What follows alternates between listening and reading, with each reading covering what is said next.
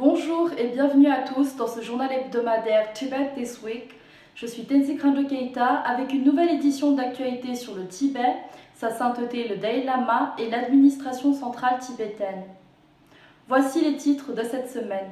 Sa sainteté le Dalai Lama félicite l'Union européenne pour la paix dans la région. Sa sainteté le Dalai Lama préside une réunion et donne des enseignements. Le peuple kalmouk dédie les jeux nationaux traditionnels à sa sainteté le Dalai Lama. Des nouvelles de la mort d'un Tibétain à cause de la torture chinoise font surface. La journée mondiale de la liberté de presse commémore Kongtrul Jinpa et des journalistes tibétains. Les États-Unis enlèvent le langage injustifié sur les relations Tibet-Chine. Les sénateurs Rubio et Leahy applaudissent le changement. Sikang appelle à une résolution collective pour faire face à l'augmentation des contaminations de Covid-19 en Inde et au confinement prolongé dans les colonies tibétaines. Un communiqué des ministres des Affaires étrangères du G7 sur la Chine inclut le Tibet. Des Japonais se joignent au Tibet Festival Japan pendant les vacances Golden Week. Le Tibet est un pays occupé, les Tibétains ne sont pas une minorité ethnique. Tibet Brief 20/20 de Michael Van Walt. L'Association tibétaine canadienne de l'Ontario rend hommage à Sikang.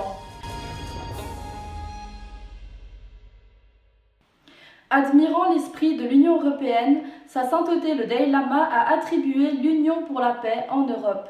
Mardi dernier, lors d'un entretien avec le youtubeur tchèque Karel pour The Václav Havel European Dialogues 2021, sa sainteté le Dalai Lama a été interrogé sur son opinion sur la signification de l'Union européenne, les leçons qu'il a apprises en traversant les épreuves de la vie et sur sa réincarnation. Then, no longer any killing among the members of European Union. Now, the spirit of European Union and should spread to Africa, Latin America, and Arab countries, some kind of union. That's the best way guarantee for peace. Sa sainteté le Dalai Lama a tenu une série de réunions virtuelles et d'enseignements au début du mois. Lors d'une réunion sur l'investigation scientifique de la méditation par les neuroscientifiques russes mercredi dernier, sa sainteté le Dalai Lama a déclaré que nous devons entreprendre plus de recherches et enquêter sur plus de cas de Turdam. Les scientifiques russes avaient lancé un projet de recherche sur le Turdam, phénomène qui se produit parfois lorsqu'un méditant accompli meurt et que sa conscience subtile reste dans le corps, même après la mort clinique. Ils ont établi des laboratoires de recherche dans les colonies tibétaines du sud de l'Inde et ont examiné 104 moines en méditation. Sa sainteté le Dalai Lama a donné un enseignement sur le Sutra du cœur lors d'une prière de masse pour la paix mondiale organisée à Taïwan lundi dernier par des pratiquants bouddhistes chinois et taïwanais. Les Jeux nationaux traditionnels kalmouk, qui ont eu lieu plus tôt ce mois-ci, ont été dédiés au thème de l'année internationale de gratitude à sa sainteté le Dalai Lama et au 25e anniversaire de la fondation du monastère bouddhiste central Gende Shedrup Chokoling. Cet événement a eu lieu dans le village d'Yergelinsky, district de Kechenerovsky, en République de Kalmoukie, Fédération de Russie. D'après une source, un Tibétain arrêté en 2019 est décédé après avoir été battu en garde à vue par la police chinoise pour avoir refusé de participer à des campagnes de rééducation politique coercitive dans le canton de Tachen, dans le département de Narchu, région dite autonome du Tibet, dans le quartier traditionnel de Chalampo, province tibétaine du Kham. Nolsang, âgé d'environ 36 ans, ainsi que plusieurs autres Tibétains, ont été soumis à une campagne de rééducation politique de masse, autrement dit une éducation patriotique, menée par les autorités locales afin d'écarter toute menace de troubles civils ou même de soulèvement. En raison de la forte restriction de la Chine sur les communications en ligne, la mort de Nolsang était jusqu'à présent inconnue du monde extérieur au Tibet. À l'occasion de la Journée mondiale de la liberté de la presse, Kongtrul Jinpa, torturé à mort en détention par les autorités chinoises pour avoir partagé des informations sur le Tibet, ainsi que des journalistes citoyens tibétains emprisonnés par les autorités chinoises, dont Gope Tsang Kongtrul Tsepel, Somodawa et Lobsang Jamyang ont été commémorés. Le bureau du Tibet à Genève s'est déclaré profondément préoccupé par les graves violations de la liberté de la presse par la Chine, notamment la persécution des journalistes citoyens et des assistants pour les médias. Ils ont appelé l'ONU, en particulier le Haut-Commissaire des Nations Unies aux droits de l'homme, ainsi que des rapporteurs spéciaux, notamment sur la liberté de parole et d'expression, et la communauté internationale à surveiller la situation, à faire des rapports et à demander à la Chine de garantir et de sauvegarder la liberté de la presse. Le rapport annuel du département d'État américain sur les droits de l'homme ne reconnaît plus le Tibet comme une partie de la République populaire de Chine.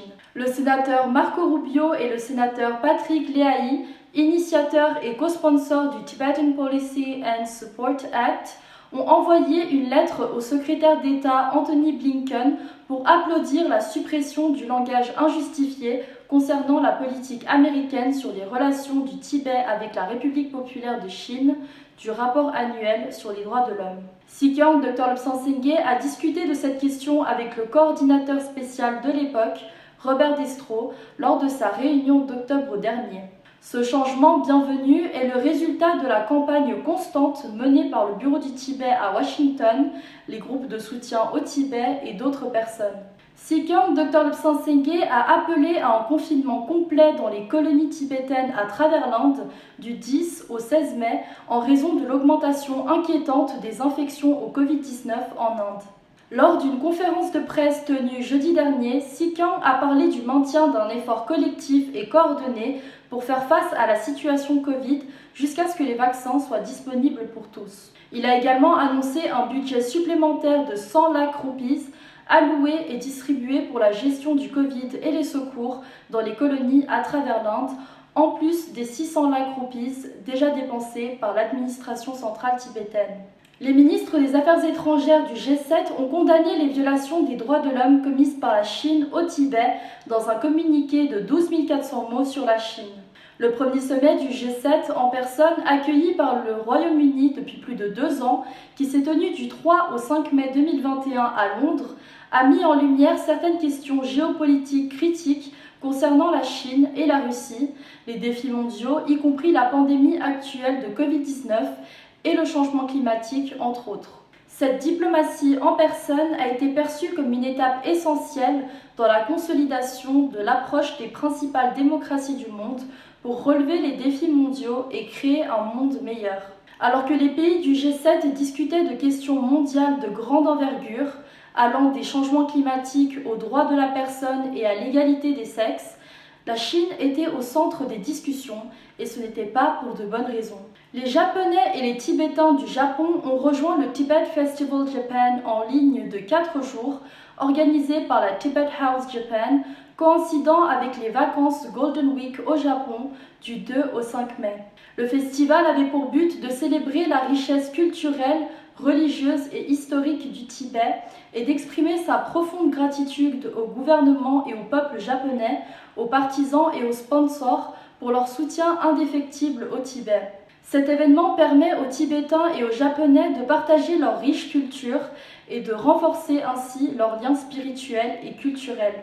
En tant que conférencier invité au webinaire du groupe parlementaire du Tibet lituanien, Dr Michael Van Walt a déclaré, je cite, « Le Tibet est un pays occupé et les Tibétains ne sont pas une minorité ethnique. » Le webinaire a réuni des parlementaires et des partisans du Tibet des pays baltes lundi dernier.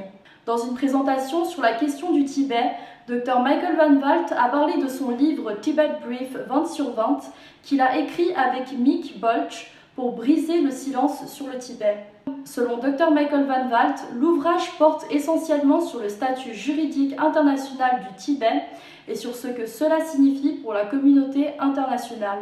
Il en conclut que la République populaire de Chine n'a pas de souveraineté sur le Tibet, que le Tibet est un pays occupé. Lors de la réunion, le représentant Tashi Phuntsho a félicité Dr Van Walt pour son travail remarquable. Il a rappelé l'énorme contribution du Dr Michael Van Walt aux questions juridiques et politiques du Tibet. L'association tibétaine canadienne de l'Ontario a organisé un événement virtuel intitulé Thank You Sekyong pour célébrer son service acharné et son leadership distingué. Parmi les participants à la cérémonie se trouvait le représentant Moduk Tsering, des membres de l'association tibétaine canadienne de l'Ontario, des représentants de diverses ONG tibétaines et des députés canadiens qui ont envoyé leurs vidéos de félicitations et leurs vœux à Sekyong. Une vidéo spéciale mettant en vedette certains des éminents députés de la Chambre des communes du Canada a été présentée, ce qui a rendu l'événement encore plus spécial. Le président de l'administration centrale tibétaine, Dr Sengye, a déclaré que tous ses services et contributions étaient uniquement motivés par son rêve de longue date de réaliser les souhaits et les aspirations de sa sainteté pour le peuple tibétain et la question du Tibet. Et c'est la fin de ce journal, merci de l'avoir suivi. J'aurai le plaisir de vous retrouver la semaine prochaine à la même heure. D'ici là, je vous souhaite une excellente semaine.